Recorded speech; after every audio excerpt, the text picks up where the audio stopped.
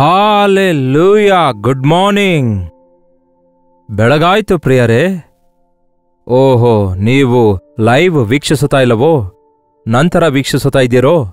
ಬಹುಶಃ ನೀವು ಇತರ ದೇಶದಲ್ಲಿ ಇರಬಹುದಲ್ಲವೇ? ಹೌದು. ನಿಮ್ಮ ದೇಶದಲ್ಲಿ ಇದು ಈವ್ನಿಂಗ್ ಆಗಿರಬಹುದು, ರಾತ್ರಿ ಆಗಿರಬಹುದು, ಮಧ್ಯಾಹ್ನ ಆಗಿರಬಹುದು, ಬೆಳಗಿನ ಜಾವ ಆಗಿರಬಹುದು. ಆದರೆ ದೇವರು ಎಷ್ಟು ಕೃಪೆಯುಳ್ಳವರಾಗಿದ್ದಾರೆ ನೋಡಿ. ಯಾವುದೇ ಸಮಯದಲ್ಲಾಗಲಿ ದೇವರ ವಾಕ್ಯ ಅಕ್ರಾಸ್ ದ ಗ್ಲೋಬ್ ಕೇಳಿಸಲ್ಪಡುವ ಹಾಗೆ ದೇವರು ಕೊಟ್ಟ ಈ ಅವಕಾಶಕ್ಕಾಗಿ ದೇವರಿಗೆ ಸ್ತುತಿಸುತ್ತೇನೆ. ನೀವು ಯಾವಾಗ ವೀಕ್ಷಿಸಿದರೂ ಸಹ ಯೇಸುವಿನ ಮಾತುಗಳು ಎಷ್ಟೋ ಒಳ್ಳೆಯವುಗಳಾಗಿರೋದ್ರಿಂದ ಭೂಮಿ ಆಕಾಶಗಳು ಅಳಿದರೂ ಅಳಿದು ಹೋಗಬಹುದೇನೋ, ಹಾಗೂ ದಿನಗಳು ಕಳೆದು ಹೋಗಬಹುದೇನೋ, ಆದರೆ ಮಾರ್ಪಡದಂತಹ ದೇವರು ನಮಗಿದ್ದಾರೆ. ಮಾರ್ಪಡಲಾರದ ದೇವರ ವಾಕ್ಯ ನಮಗಿದೆ. ಭೂಮಿ ಆಕಾಶಗಳು ಅಳಿದು ಹೋದರೂ ನನ್ನ ಮಾತುಗಳು ನಿರಂತರವಾಗಿ ನಿಲುವು ಹೊಂದಿದ್ದಾರೆ ಯೇಸು. ಆತನ ಮಾತುಗಳು ನಮ್ಮನ್ನು ಬಲಪಡಿಸುತ್ತವೆ, ನಮ್ಮನ್ನು ಕಾಪಾಡುತ್ತವೆ, ನಮ್ಮನ್ನು ಎಚ್ಚರಿಸುತ್ತವೆ, ನಮಗೆ ಮಾರ್ಗದಲ್ಲಿ ನಮ್ಮ ಸಂಗಡ ಇದ್ದು ಕೇಡಿನಿಂದ ತಪ್ಪಿಸುತ್ತದೆ. ಬನ್ನಿ ಚಿಕ್ಕ ಪ್ರಾರ್ಥನೆಯಿಂದ ಈ ದಿನ ವಾಕ್ಯ ಧ್ಯಾನಿಸೋಣ. ಪರಿಶುದ್ಧ ದೇವರೇ, ನಿಮಗೆ ವಂದನೆಗಳು. ಮತ್ತೊಂದು ದಿನ ಕೊಟ್ಟಿದ್ದೀರಿ. ನಿಮ್ಮ ಕೃಪೆ ಬೇಕು, ನಿಮ್ಮ ಕಾವಲು ಬೇಕು, ನಿಮ್ಮ ಜೊತೆ ಇರುವಿಕೆ ಬೇಕು, ನಿಮ್ಮ ಸಹಾಯ ನಮಗೆ ಬೇಕು. ನಮ್ಮೊಂದಿಗೆ ಮಾತಾಡಿರಿ ಎಂದು ಕ್ರಿಸ್ತನ ನಾಮದಲ್ಲಿ ಬೇಡುತ್ತೇನೆ ತಂದೆಯೇ, ಆಮೇನ್. ದೇವರಿಗೆ ಸ್ತೋತ್ರ. ಹೇಗಿದ್ದೀರಿ ಪ್ರಿಯರೇ? ಮತ್ತೆ ಜೂನ್ ತಿಂಗಳಿನ ಕೊನೆಗೆ ಬಂದಿದ್ದೇವಲ್ಲವೇ? ಕಳೆದ ತಿಂಗಳಿನ ಹಾಲಿಡೇಸ್ನಲ್ಲಿ ಬಹಳಷ್ಟು ಜನ ಎಲ್ಲೆಲ್ಲೋ ಹೋಗಿ ಪ್ರಯಾಣ ಮಾಡಿರ್ತಾರೆ, ಮತ್ತು ಇನ್ನು ಕೆಲವರಾದರೆ ವೊಕೇಶನ್ಸ್ಗೆ ಹೋಗಿದ್ದಾರೆ, ಹಾಲಿಡೇಸ್ ಎಂಜಾಯ್ ಮಾಡಿದ್ದಾರೆ, ಕೆಲವೊಂದು ಬಂಧುಗಳ ಮನೆಗೆ ಹೋಗಿದ್ದಾರೆ. ಈ ದಿನಗಳಲ್ಲಿ ವಾಹನಗಳು ಬಹಳ ಲಭ್ಯವಾಗಿವೆ ಅಲ್ಲವೇ? ನಮಗೆ ಒಳ್ಳೆ ಬಸ್ ಸರ್ವಿಸಸ್ಗಳು ನಮ್ಮ ದೇಶದಲ್ಲಿಯೂ ಕೂಡ ಬಹಳ ಚೆನ್ನಾಗಿ ಫಾಸ್ಟ್ ಆಗಿ ಹೋಗುವ ಟ್ರೈನ್ಸ್ಗಳಿವೆ. ಈಗ ಫ್ಲೈಟ್ಸ್ ಕೂಡ ನಾರ್ಮಲ್ ಆಗಿಬಿಟ್ಟಿದೆ. ಒಂದು ಕಾಲದಲ್ಲಿ ವಿದಿನ್ ಇಂಡಿಯಾದಲ್ಲಿ ಫ್ಲೈಟ್ಸ್ಗಳು ಅಷ್ಟು ಹೆಚ್ಚು ಇರ್ತಾ ಇರಲಿಲ್ಲ, ಆದರೆ ಅದರೊಳಗೆ ಎಲ್ಲರೂ ಹೋಗ್ತಾ ಇರಲಿಲ್ಲ. ಒಂದು ಕಾಲದಲ್ಲಿ ಕೆಲವು ಪಟ್ಟಣಗಳಿಗೆ ಮಾತ್ರ ಇರ್ತಿದ್ವು, ಆದರೆ ಈಗ ಎಷ್ಟೋ ಏರ್ಪೋರ್ಟ್ಸ್ಗಳಿವೆ, ಎಷ್ಟೋ ಫ್ಲೈಟ್ಸ್ಗಳಿವೆ. International flights, international airports. ನಮ್ಮ ದೇಶ ಬಹಳ ಅಭಿವೃದ್ಧಿ ಹೊಂದುತ್ತಿದೆ ನೋಡಿ. ಅದಕ್ಕಾಗಿಯೇ ಬಹಳ ಸುಲಭವಾಗಿ ಇತರ ದೇಶಗಳಿಗೆ ಹೋಗಿ ಬರುತ್ತಿದ್ದಾರೆ. ವಿದಿನ್ ವೀಕ್ನಲ್ಲಿಯೂ ಕೂಡ ರಿಟರ್ನ್ ಆಗ್ತಿದ್ದಾರೆ. ಅದೇ ರೀತಿ ಬಹಳಷ್ಟು ಜನರು ಈ ವೊಕೇಶನ್ ಕಾಲ ಬಹಳ ಚೆನ್ನಾಗಿ ಉಪಯೋಗಿಸಿಕೊಂಡಿದ್ದಾರೆ. ಬಟ್ ನೀವು ಗಮನಿಸಿದ್ದೀರಾ?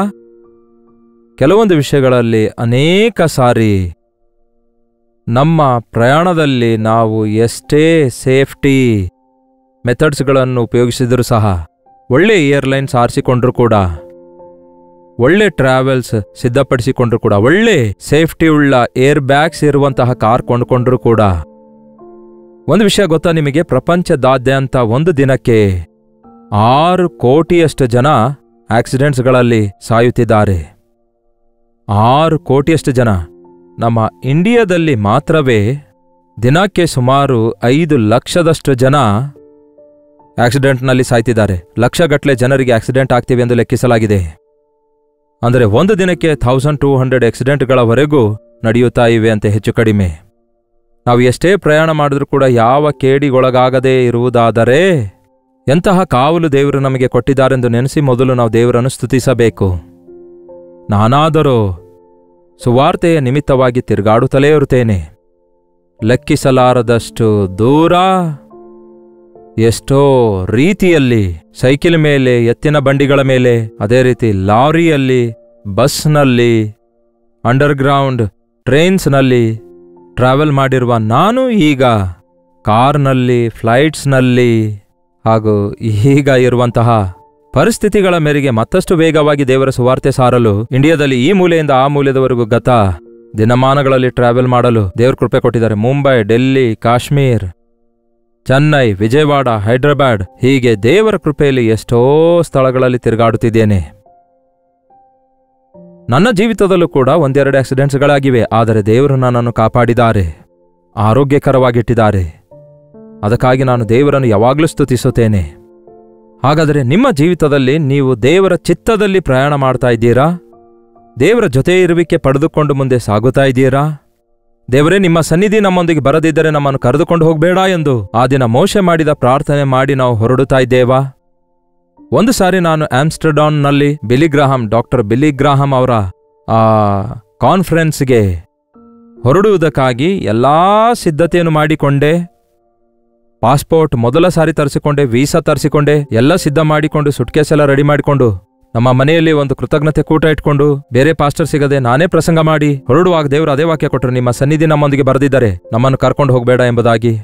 ಪ್ರಸಂಗ ಮಾಡದೆ ದೇವರೇ ನಿಮ್ಮ ಸನ್ನಿಧಿ ಬೇಕೆಂದು ಬೇಡದೆ ಮುಂಬೈವರೆಗೂ ಪ್ರಯಾಣ ಮಾಡದೆ ಮುಂಬೈನಲ್ಲಿ ಫ್ಲೈಟ್ ಹತ್ತಬೇಕಾದ ಹಿಂದಿನ ದಿನ ನನ್ನ ಬ್ಯಾಗನ್ನು ಕಟ್ ಮಾಡಿ ಪಾಸ್ಪೋರ್ಟು, ಆ ವೀಸಾ, ಆ ಒಂದು ಕಾನ್ಫರೆನ್ಸ್ ಎಂಟ್ರೆನ್ಸ್ ಕಾರ್ಡ್ ಇರುವಂತಹ ಪೌಚನ್ನು ಯಾರೋ ಒಬ್ರು ಕಳ್ಳತನ ಮಾಡಿದ್ರು. ಬೇರೆ ಪೌಚ್ನಲ್ಲಿ ಉಳಿದ ಸಾಮಾನುಗಳಿವೆ, ದುಡ್ಡಿದೆ, ಅದನ್ನು ತೆಗೆಯಲಿಲ್ಲ. ನನಗೇನೂ ಅರ್ಥ ಆಗ್ಲಿಲ್ಲ, ಹೋಗ್ಲಿಕ್ಕೂ ಆಗ್ಲಿಲ್ಲ. ಬಹಳ ಚಿಂತೆಗೊಳಗಾದೆ, ಬಹಳ ಬಾಧೆ ಪಟ್ಟೆ, ಬಹಳ ಡಿಸ್ಕರೇಜ್ ಆದೆ. ಇದೇನು ದೇವರೇ, ನನ್ನನ್ನು ಯಾಕೆ ಹೀಗೆ ತಡೆದ್ರಿ ಅಂದಾಗ ನೀನೇ ಅಲ್ಲವೋ ನನ್ನ ಸನ್ನಿಧಿ ವಿಷಯದಲ್ಲಿ ಬೇಡಿಕೊಂಡಿದ್ದು? ದೇವರೇ, ನಿನ್ನ ಸನ್ನಿಧಿ ನನ್ನ ಸಂಗಡ ಬರದಿದ್ದರೆ ನನ್ನನ್ನು ಕರೆದುಕೊಂಡು ಹೋಗಬೇಡ ಎಂದು ಪ್ರಾರ್ಥಿಸಿದೆಯಲ್ಲವೇ? ನಾನು ನಿನ್ನ ಸಂಗಡ ಬರಲ್ಲ, ನಿನ್ನ ವಿಷಯದಲ್ಲಿ ಇದು ನನ್ನ ಚಿತ್ತವಲ್ಲ ಎಂದು ದೇವರು ಸ್ಪಷ್ಟವಾಗಿ ತಿಳಿಯಪಡಿಸಿದರು. ಮತ್ತೆ ತಿರುಗಿ ನಾನು ನನ್ನ ಮನೆಗೆ ಹೊರಟು ಹೋಗಬೇಕಾಯ್ತು. ಪಾಸ್ಪೋರ್ಟ್ ಕಳೆದೋಯ್ತು, ವೀಸಾ ಕಳೆದೋಯ್ತು, ಸಿಗಲಿಲ್ಲ. ಟ್ರೈ ಮಾಡಿದೆವು, ಪೂರ್ತಿ ಸಿಗಲೇ ಇಲ್ಲ. ಅದೇ ದೇವರ ಚಿತ್ತವೆಂದು ಬಹಳ ಚೆನ್ನಾಗಿ ಅರ್ಥವಾಯಿತು. ನಂಬಿಕೆಯ ಹಾದಿಯಲ್ಲಿ ಈ ಸೇವೆ ಮುಂದುವರಿಯಲು ಆ ಮಾರ್ಪಡುವಿಕೆಗಳು ನನ್ನ ಜೀವಿತದಲ್ಲಿ ಎಷ್ಟೋ ದೊಡ್ಡ ಪಾಠಗಳನ್ನು ಕಲಿಸಿವೆ. ಹೊರದೇಶದ ದುಡ್ಡಿನ ಮೇಲೆ ಆಧಾರಗೊಳ್ಳದಂತೆ, ತಪ್ಪಾದ ಡಾಕ್ಟ್ರಿನನ್ನು ಅನುಸರಿಸದೆ ಕರ್ತನ ಮಾರ್ಗದಲ್ಲಿಯೇ ಮುಂದೆ ಸಾಗಬೇಕೆಂಬ ಸಂಗತಿಯನ್ನು ಕರ್ತನು ಸ್ಪಷ್ಟವಾಗಿ ಬಯಲ್ಪಡಿಸಿದಾಗ ನಾನು ಸಂತೋಷಿಸಿದೆ. ನಮ್ಮ ಪ್ರಯಾಣಗಳಿಗೆ ಆಟಂಕ ಉಂಟಾಗುವುದಾದರೆ ಬಹುಶಃ ದೇವರೇ ಆ ಡೋರ್ ನಮಗಾಗಿ ಕ್ಲೋಸ್ ಮಾಡ್ತಿರಬಹುದು. ಯಾವತ್ತೇ ಆಗಲಿ ದೇವರ ಜೊತೆ ಇರುವಿಕೆ ಇಲ್ಲದೆ ನಾವು ಏನು ಮಾಡಿದ್ರೂ ಸಹ ಪ್ರಯೋಜನ ಇರಲ್ಲ. ಆತನು ನಮ್ಮ ಸಂಗಡ ಇರುವಾಗ ನಾವು ಎಷ್ಟೇ ದೂರ ಹೋದರೂ, ಎಷ್ಟೇ ಅಪಾಯಕರವಾದ ಪರಿಸ್ಥಿತಿ ಎದುರಿಸಬೇಕಾದರೂ ಯಾವ ಕೇಡು ನಮಗುಂಟಾಗಲ್ಲ. ಬೈಬಲ್ ತುಂಬಾ ವಾಗ್ದಾನಗಳಿವೆ ಪ್ರಿಯರೇ, ಅವುಗಳನ್ನು ನಾವು ಸ್ವಾಧೀನ ಮಾಡಿಕೊಳ್ಬೇಕು.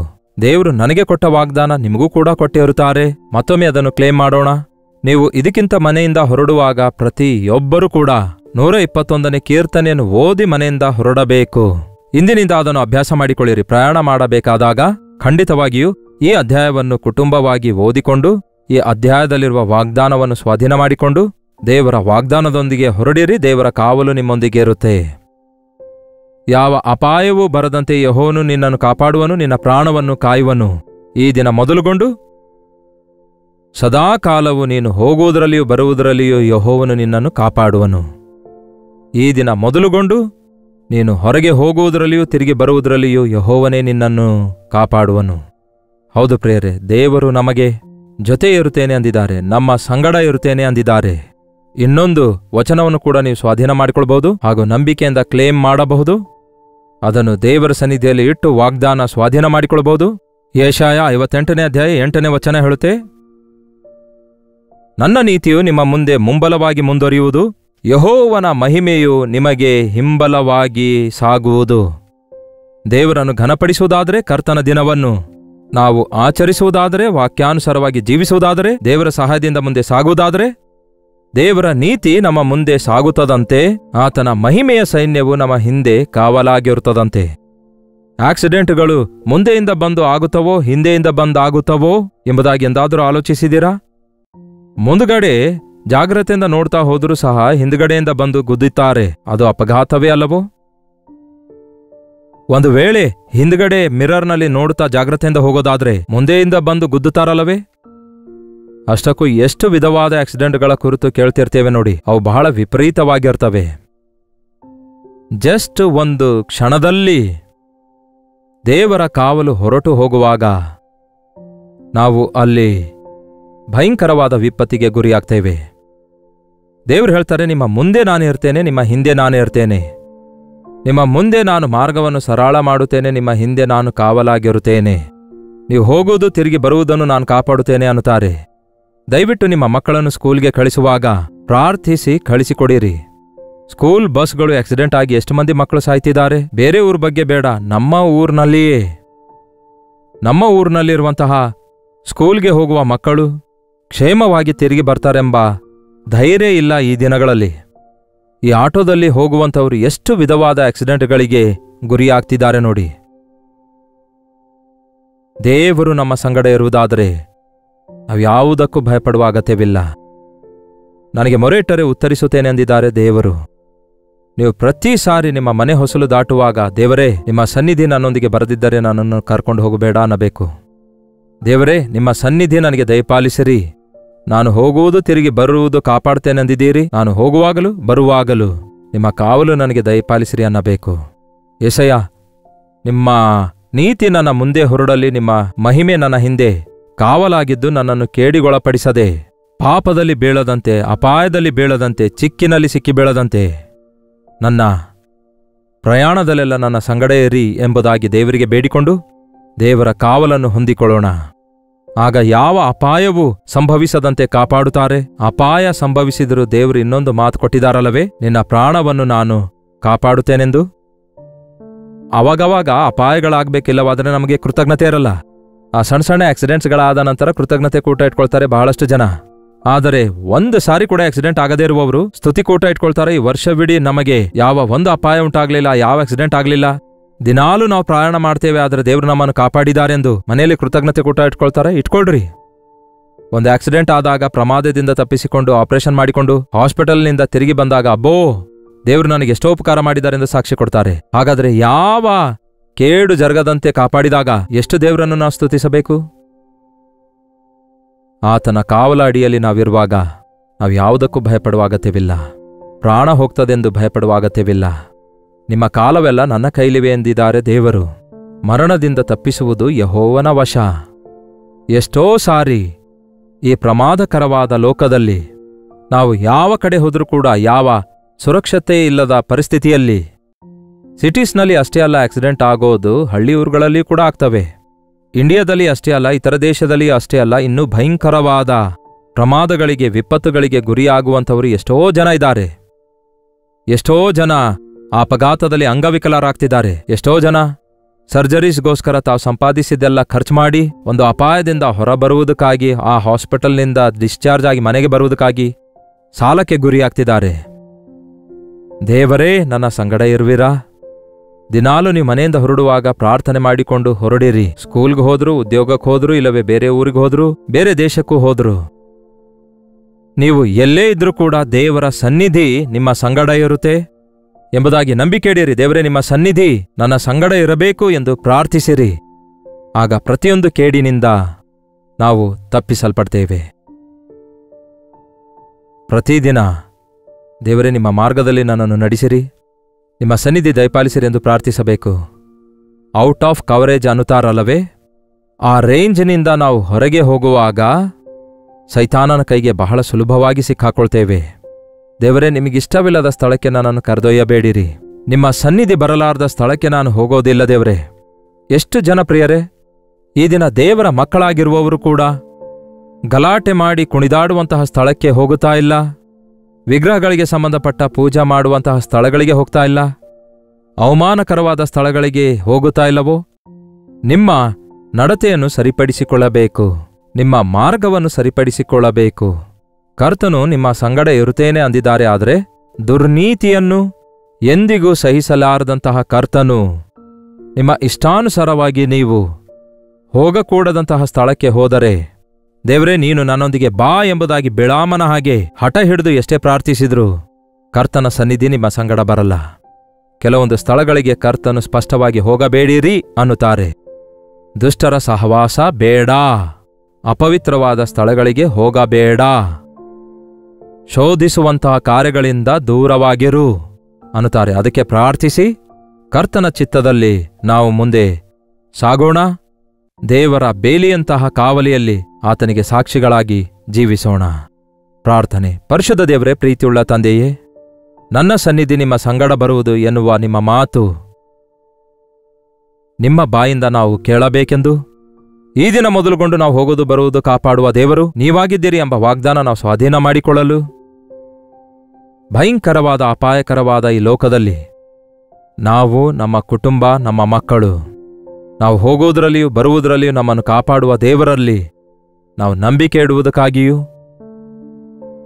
ಪ್ರತಿ ಕೇಡಿನಿಂದ, ಆಕ್ಸಿಡೆಂಟ್ಸ್ಗಳಿಂದ, ಅನಾವಶ್ಯಕವಾದ ನಷ್ಟಗಳಿಂದಲೂ, ಕಷ್ಟಗಳಿಂದಲೂ, ಹಾಸ್ಪಿಟಲ್ಸ್ನಿಂದಲೂ, ಫ್ರ್ಯಾಕ್ಚರ್ಸ್ಗಳಿಂದಲೂ, ಚಿಕ್ಕುಗಳಿಂದಲೂ, ಕೋರ್ಟ್ ಕೇಸ್ಗಳಿಂದಲೂ ನಾವು ತಪ್ಪಿಸಲ್ಪಡುವ ಹಾಗೆ ನಮ್ಮ ಪ್ರಯಾಣಗಳಲ್ಲಿ ನೀವು ನಮ್ಮ ಜೊತೆ ಇದ್ದು ನಮ್ಮ ಮಾರ್ಗಗಳನ್ನು ಸರಾಗ ಮಾಡಿರಿ. ನಿಮ್ಮ ಮಕ್ಕಳಾಗಿ ಈ ಲೋಕದಲ್ಲಿ ಜೀವಿಸುವ ಹಾಗೆ, ನಿಮ್ಮ ವಾಗ್ದಾನಗಳನ್ನು ಸ್ವಾಧೀನ ಮಾಡಿಕೊಳ್ಳುವ ಹಾಗೆ, ನಿಮ್ಮ ನಾಮ ಮಹಿಮೆ ಪಡಿಸುವ ಹಾಗೆ ಬದುಕಲು ನಮ್ಮಲ್ಲಿ ಪ್ರತಿಯೊಬ್ಬರಿಗೂ ಸಹಾಯ ಮಾಡಿರೆಂದು ಕ್ರಿಸ್ತನ ನಾಮದಲ್ಲಿ ಬೇಡುತ್ತೇನೆ ತಂದೆಯೇ, ಆಮೇನ್. ತಂದೆಯಾದ ದೇವರ ಪ್ರೀತಿಯು, ಮಗನಾಗಿರುವ ಕ್ರಿಸ್ತನ ಕೃಪೆಯು, ಆದರಣೆ ಕರ್ತನಾದ ಪವಿತ್ರಾತ್ಮನ ಸಹವಾಸವು ಕೂಡಿ ಬಂದಿರುವ ನಮ್ಮೆಲ್ಲರ ಸಂಗಡ ಇಂದಿಗೂ ಸದಾಕಾಲಕ್ಕೂ ನೆಲೆಯಾಗಿರಲಿ. ಆಮೇನ್. ದೇವರಿಗೆ ಸ್ತೋತ್ರ. 8939731313 ನಂಬರ್ಗೆ ನಿಮ್ಮ ಪ್ರೇಯರ್ ಬರ್ಡನ್ಸ್, ಪ್ರಾರ್ಥನಾ ಭಾರಗಳನ್ನು, ಹಾಗೆ ಪ್ರೈಸ್ ರಿಪೋರ್ಟ್ಸ್, ದೇವರು ನಿಮಗೆ ಮಾಡಿದ ಉಪಕಾರಗಳ ಕುರಿತು ನಮಗೊಂದು ಟೆಕ್ಸ್ಟ್ ಆಗಲಿ, ವಾಯ್ಸ್ ಮೆಸೇಜ್ ಆಗಲಿ ವಾಟ್ಸಪ್ ಮೂಲಕ ಕಳಿಸಿಕೊಡಿರಿ.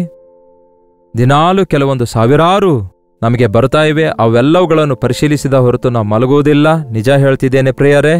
ಅವುಗಳನ್ನೆಲ್ಲ ಪರಿಶೀಲಿಸಿ ಅವುಗಳಿಗಾಗಿ ಪ್ರಾರ್ಥಿಸಿ. ಏನಾದರೂ ಒಂದು ವೇಳೆ ಮೀಟಿಂಗ್ಸ್ ಇರುವಾಗ ಆಲಸ್ಯವಾಗಬಹುದೇನೋ, ಅದರ್ವೈಸ್ ಮೇಲಿಂದ ಮೇಲೆ ನಿಮಗಾಗಿ ಪ್ರಾರ್ಥಿಸ್ತಿದ್ದೇವೆ. ನೀವು ಕೂಡ ಪ್ರಾರ್ಥಿಸಿರಿ. ನಿಮ್ಮಲ್ಲಿ ಅನೇಕರು ನಿಮ್ಮ ಪ್ರಾರ್ಥನಾ ಮನವಿ ಅಷ್ಟೇ ಅಲ್ಲ, ಪ್ರಾರ್ಥಿಸಿದ ಮೇಲೆ ದೇವರು ಎಂತಹ ಉಪಕಾರ ಮಾಡಿದಾರೆಂದು ನಿಮ್ಮ ಪ್ರೈಸ್ ರಿಪೋರ್ಟ್ಸ್ ಕೂಡ ಕಳಿಸ್ತಾ ಇದ್ದಾರೆ. ನಿಜವಾಗ್ಲೂ ಅದು ನಮಗೆಷ್ಟೋ ಪ್ರೋತ್ಸಾಹಕರವಾಗಿವೆ, ನಮ್ಮ ನಂಬಿಕೆಯನ್ನು ಅಭಿವೃದ್ಧಿ ಮಾಡುತ್ತಿವೆ. ಹಾಗಾಗಿ ಪ್ರೇಯರ್ ಬರ್ಡನ್ಸ್ ಅಷ್ಟೇ ಅಲ್ಲ, ಹೊಂದಿದ ಉಪಕಾರಗಳನ್ನು ಕೂಡ ತಿಳಿಸಿರಿ. ನೀವು ಇತರ ದೇಶದಿಂದ ವೀಕ್ಷಿಸುವುದಾದರೆ ಕೊಡಲ್ಪಟ್ಟ ಇದೇ ನಂಬರ್ಗೆ ನೀವು ಕೂಡ ನಿಮ್ಮ ಪ್ರಾರ್ಥನಾ ಮನವಿ ಹಾಗೂ ಪ್ರೈಸ್ ರಿಪೋರ್ಟ್ಸ್ ಕಳಿಸಿರಿ. ಕೊಡಲ್ಪಟ್ಟಿರುವ ಇದೇ ನಂಬರ್ಗೆ ನಿಮ್ಮ ವಾಟ್ಸಪ್ ಮೆಸೇಜ್ಗಳನ್ನು ಮೇಲಿಂದ ಮೇಲೆ ಕಳಿಸಿಕೊಡ್ತಾ ಇರಿ. ನಿಮಗೋಸ್ಕರ ನಾವು ಪ್ರಾರ್ಥಿಸ್ತಿದ್ದೇವೆ. ದೇವರು ತನ್ನ ದೊಡ್ಡ ಕಾರ್ಯ ಮಾಡೇ ಮಾಡ್ತಾರೆ. ಕರ್ತನ ಚಿತ್ತವಿರುವುದಾದರೆ ಮತ್ತೆ ನಾಳೆ ಇದೇ ಅನುದಿನದ ಧ್ಯಾನ ಎಂಬ ಕಾರ್ಯಕ್ರಮದಲ್ಲಿ ಮತ್ತೆ ಭೇಟಿಯಾಗೋಣ. ಅಲ್ಲಿವರೆಗೂ ದೇವರ ಮಹಾಕೃಪೆ ನಿಮ್ಮೆಲ್ಲರೊಂದಿಗಿರಲಿ.